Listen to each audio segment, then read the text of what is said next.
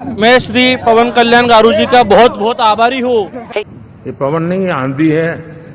किंवा अगदी आंध्र प्रदेशचे उपमुख्यमंत्री पवन कल्याणजी असतील.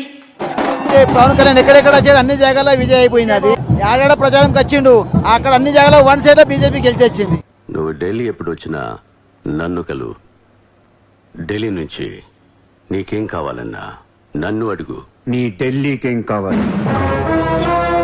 Pawan Kalyan the game changer of Andhra Maharashtra politics. Congress కంచుకొట్టైన మహారాష్ట్రని కొల్లగొట్టి మోడీకిచ్చాడు.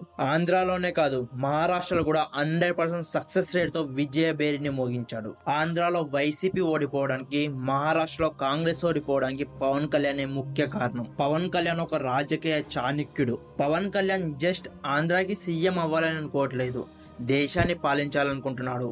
ఈ స్టేట్మెంట్ని ఎందుకు చెప్పాను వీడియో అయిపోయేసరికి నీకే అర్థమవుతుంది. అర్థం కాకపోతే ఎక్స్ప్లెయిన్ చేస్తా, వెయిట్ చేయి. పవన్ కళ్యాణ్ ఎన్నికలు అనే యుద్ధంలో సేనాధిపతి యుద్ధం చేశాడు, గెలిచాడు.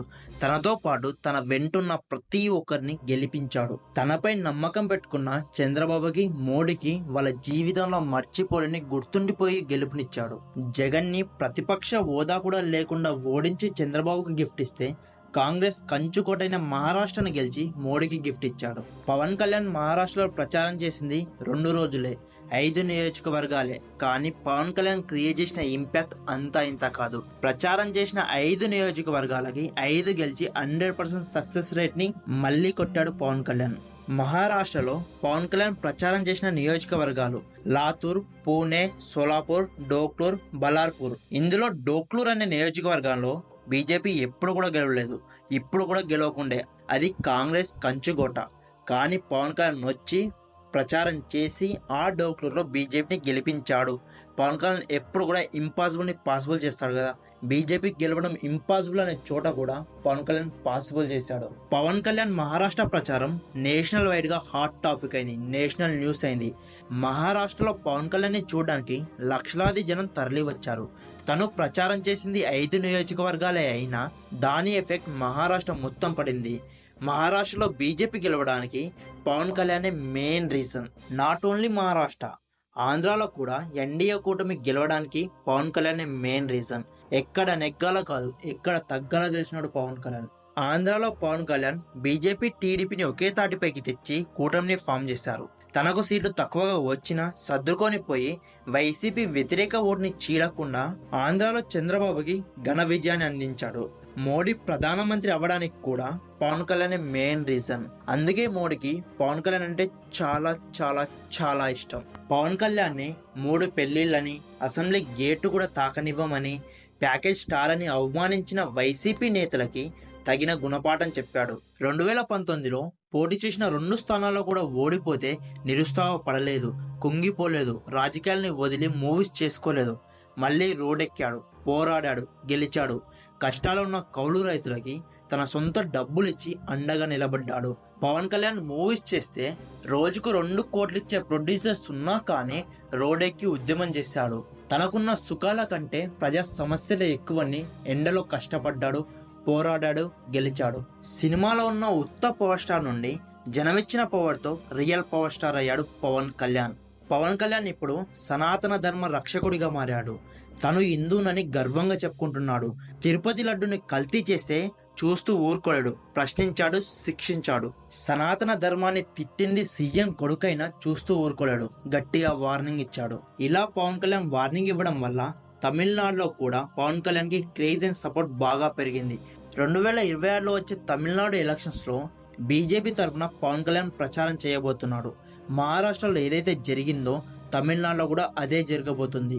ఫ్యూచర్ లో తెలంగాణ, కర్ణాటక, కేరళలో కూడా తన ఉనికిని చాటబోతున్నాడు పవన్ కళ్యాణ్. బీజేపీలో పవన్ కళ్యాణ్ ఒక పవర్ఫుల్ ప్లేయర్ లాంటాడు. అందుకే మోడీకి పవన్ కళ్యాణ్ అంటే చాలా ఇష్టం, చాలా బాగా యూజ్ చేసుకుంటాడు పవన్ కళ్యాణ్ ని మోడీ. పవన్ కళ్యాణ్ ఇప్పుడు ఆంధ్ర లీడర్, లోకల్ లీడర్ కాదు, నేషనల్ లీడర్. ఫ్యూచర్ లో బీజేపీలో కీలకమైన పాత్ర పోషించబోతున్నాడు. ఒక కీలకమైన పదవిని కూడా తీసుకోబోతున్నాడు బీజేపీలో. అప్పట్లో 90s, 80sలో కాంగ్రెస్ కి వ్యతిరేకంగా మాట్లాడాలి అంటే సీనియర్ లీడర్ ఒక్కడే ఉండేవాడు. ఇప్పుడు ఆ ప్లేస్ ని పవన్ కళ్యాణ్ భర్తీ చేస్తున్నాడు. కాంగ్రెస్ కి వ్యతిరేకంగా మాట్లాడాలనుకున్న సనాతన ధర్మం గురించి చెప్పాలనుకున్న పవన్ కళ్యాణ్ ఒక్కడే కనిపిస్తున్నాడు బీజేపీకి. నేను వీడియో స్టార్టింగ్ లో చెప్పాను, పవన్ కళ్యాణ్ ఆంధ్రప్రదేశ్ కి సీఎం అవ్వాలనుకోవట్లేదు అని. ఈ వీడియో చూడండి. మీరు 5 సంవత్సరాలు కాదు గౌరవ ముఖ్యమంత్రిగా తెలియజేస్తున్న అధ్యక్ష, మీరు ఇంకొక దశాబ్దం కూడా ఈ రాష్ట్రానికి ముఖ్యమంత్రిగా కొనసాగి పవన్ కళ్యాణ్ ఎందుకు ఇలా అంటున్నాడంటే, పవన్ కళ్యాణ్ ఫోకస్ ఇప్పుడు నేషనల్ పాలిటిక్స్ పైన పడ్డది. పవన్ కళ్యాణ్ 2019లో 2 చోట్ల ఓడిపోయినప్పుడు వైసీపీ నాయకులు తన్ని చెక్కి కత్తిని చేశారు. ఇప్పుడు పవన్ కళ్యాణ్ అందరినీ నరుక్కుంటూ పోతున్నాడు. పవన్ కళ్యాణ్ ఒక రాజకీయ చాణక్యుడు. పవన్ కళ్యాణ్ ఇప్పుడు ఏపీని చంద్రబాబుకి వదిలేసి నేషనల్ లీడర్ గా ఎదగాలనుకుంటున్నాడు. అందుకనే సనాతన ధర్మ రక్షకుడిగా మారాడు. తిరుపతి లడ్డు ఇష్యూని చాలా పెద్దది చేసి నేషనల్ వైడ్ గా హాట్ టాపిక్ అయ్యాడు, నేషనల్ న్యూస్ అయ్యాడు, నేషనల్ లీడర్ అయ్యాడు. మహారాష్ట్రలో ప్రచారం చేసి బీజేపీని గెలిపించి మోడీకి ఇంకాస్త దగ్గరయ్యాడు పవన్ కళ్యాణ్. తమిళనాడులో సనాతన ధర్మాన్ని తిట్టిన ఉదయనిధి స్టాలిన్ ని సీఎం కొడుకని కూడా చూడకుండా గట్టిగా వార్నింగ్ ఇచ్చాడు. ఇలా వార్నింగ్ ఇవ్వడం వల్ల తమిళనాడులో ఉన్న హిందువుల మనసును గెలుచుకున్నాడు.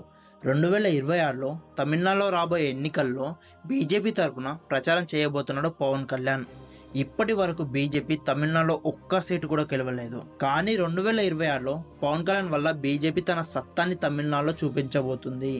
మహారాష్ట్రలో ఏదైతే జరిగిందో తమిళనాడులో కూడా అదే జరగబోతుంది. అది పవన్ కళ్యాణ్ వల్లే జరగబోతుంది. ఇంకా ఫ్యూచర్లో తెలంగాణ, కర్ణాటక, కేరళలో కూడా ప్రచారం చేసి అంచెలంచెలుగా ఎదుకుంటూ పోతాడు పవన్ కళ్యాణ్. నాకు తెలిసి ఈరోజు మోడీ గారు పవన్ కళ్యాణ్ గారిని మీట్ అవ్వబోతున్నాడు. ఫ్యూచర్లో బీజేపీ నుండి ఒక పెద్ద పదవిని ఆఫర్ చేస్తాడు మోడీ పవన్ కళ్యాణ్కి. ఇలా మెల్లిమెల్లిగా ఫ్యూచర్లో పవన్ కళ్యాణ్ నేషనల్ లీడర్ కాబోతున్నాడు. నేషనల్ వైడ్గా ట్రెండింగ్ అవ్వబోతున్నాడు. నాకు తెలిసి future of BJP is Pawan Kalyan. మీలో కొంతమందికి ఒక డౌట్ రావచ్చు, ఎందుకని పవన్ కళ్యాణ్ ఇంత కష్టపడి బీజేపీ కోసం పనిచేస్తున్నాడు, జనసేన తరపున ప్రచారం చేసి తన పార్టీ ఎదుగుదలకు కష్టపడొచ్చు కదా అని. కానీ రియాలిటీలోకి వస్తే పవన్ కళ్యాణ్ జనసేన నుండి ప్రచారం చేస్తే జనాలు వస్తారు, చూస్తారు, చప్పట్లు కొడతారు, కానీ ఓట్లు వేయరు. దానికి రీజన్ ఏంటో మీ అందరికీ తెలుసు. అందుకోసమే పవన్ కళ్యాణ్ బీజేపీని వాడుకుంటున్నాడు. జనాల్లో తన పేరు పోయేలా, తనకంటూ ఒక ఫ్యాన్ బేస్ క్రియేట్ అయ్యేలా. ఒక్కసారి ఫ్యాన్ బేస్ క్రియేట్ అయిందో తన అసలు రూపం చూపిస్తాడు పవన్ కళ్యాణ్. లాస్ట్గా ఒకటి చెప్పాలనుకుంటున్నా, మోడీ పవన్ కళ్యాణ్ని వాడుకోవట్లేదు, పవన్ కళ్యాణే మోడీని వాడుకుంటున్నాడు.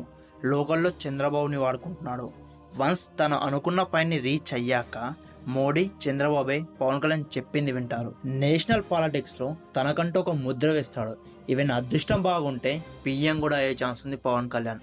So that's the video guys. ఈ వీడియో మీకు ఎలా అనిపించింది కామెంట్ చేసి చెప్పండి.